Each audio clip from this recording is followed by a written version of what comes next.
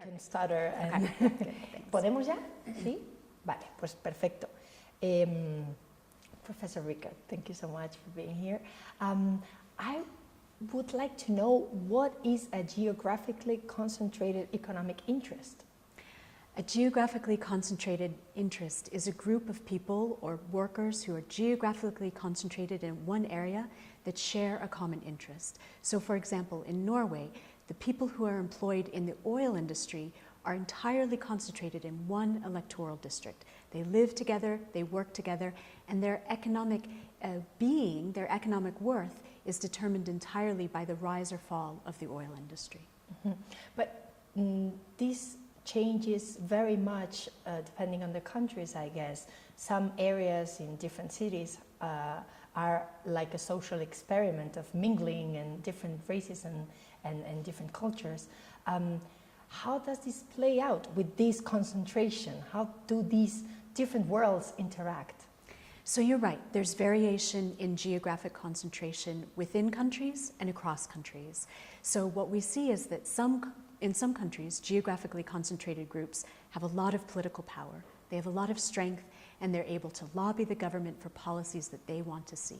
But that's not true in all countries. In some countries, they don't have as much political say or as much political influence, and there we tend to see policies that are more broadly oriented towards supporting people or interests across the entire country. How does this translate into politics and the rise of populism? So one of the things we've seen is that we've seen an increased concentration of economic activity. And so that is politically beneficial for those concentrated groups in certain countries. These Anglo-Saxon majoritarian countries, they do quite well when they're geographically concentrated. And as a result, they're pulling away from the rest. They're winning more subsidies, more economic benefits, more tax breaks. They're getting richer while the rest of the country is getting poorer. And so this cleavage between geographic inequality has exacerbated demands for populism, for greater redistribution towards more geographically diffuse groups. I wonder if you have researched on China and its geographical expansion, which is essentially political expansion. China is a fascinating case, both internally and externally. So internally, we've seen a huge concentration of Chinese workers in these big mega cities, and that's clearly a political strategy.